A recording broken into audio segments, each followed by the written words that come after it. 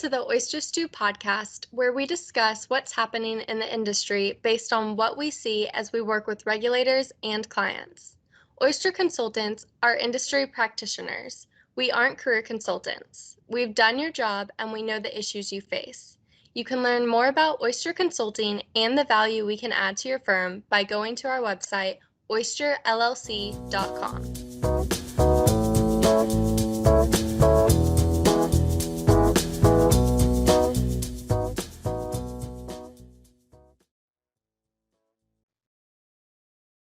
Last time, we talked about digital tokens. What are they and what are the nuances and differences you need to know? Today, Ed Wegener, Jeff Gearhart, and Buddy Doyle weigh in on the future of security tokens and what issues still need to be addressed. If you like what you hear today, follow us on whatever podcast platform you listen to. Let's join them. What do you guys think about the concerns that need to be addressed? There's trillions out there in private assets that could be securitized, for example, but nobody's going to jump into that until certain issues and concerns are addressed. With trading digital assets, security tokens on exchanges and in the marketplace, what do you think are the main concerns? I think that we have very similar concerns to any security that exists today, right? What's behind this?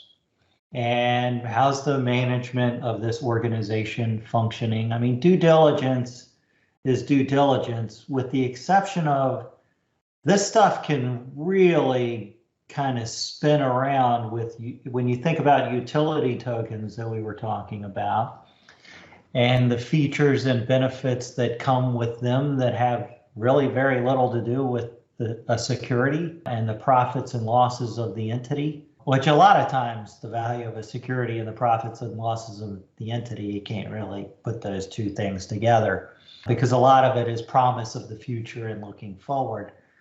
But I got to tell you, when I get into utility tokens and spending a lot of time working on compliance with compliance folks and regulators, it's the disclosure that would go around with the features and benefits and risk of a utility token that may be very different than the features and benefits and risks of the underlying entity and things like that. So as you add more complexity to the token, right, and let's just call it a product, it's a digital representation of ownership of something, and in this case, in a utility case, it's also got a coupon attached to it or something. And not a coupon like a bond coupon, but a coupon like free stuff from as part of ownership. And I think describing that is important. And then what happens to that token as people kind of work through their coupon, right? It's almost like if you think about the complexity of factoring bonds that have had pay downs, there's a lot of weird stuff that can occur in these tokens, and people are pretty creative as they're putting them together, and they're not thinking like securities attorneys, but these things are out there. So what do you do? So that to me is the part that kind of is a little confounding still, is how to deal with what's already there. How do you clean that stuff up to get it ready for a well-regulated and rational marketplace? It's gonna be weird. Okay. So you could have the regulated marketplace, but it's confidence in the underlying token and how that's managed or administered.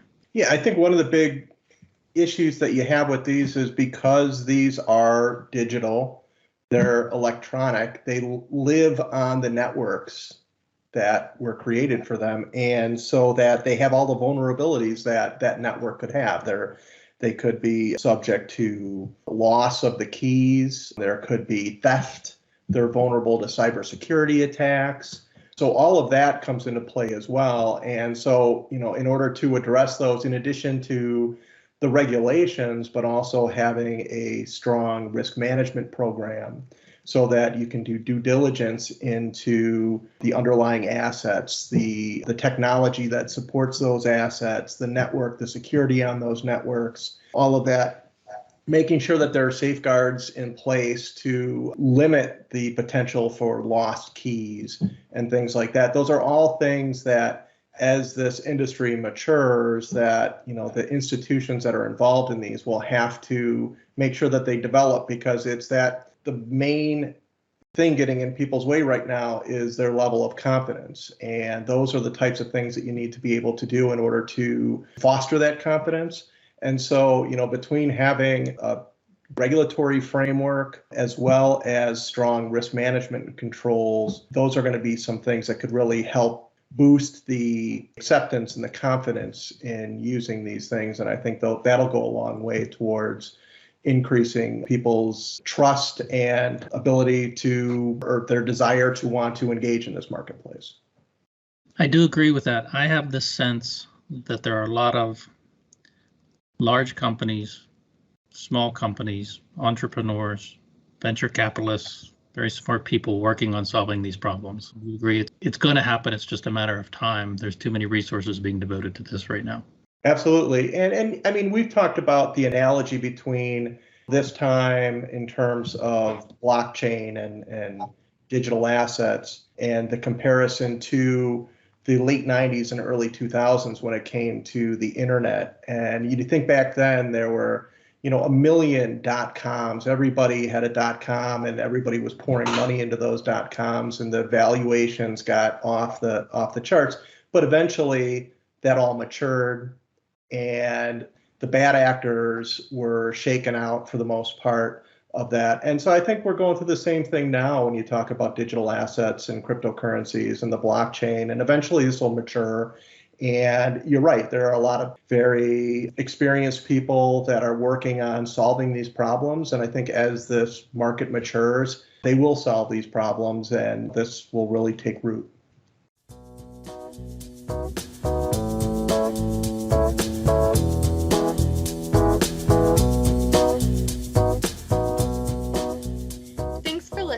And if you like what you heard, make sure to follow the Oyster Stew podcast on whatever platform you listen to. If you'd like to learn how we can help firms start, run, protect, and grow their business, visit our website at oysterllc.com.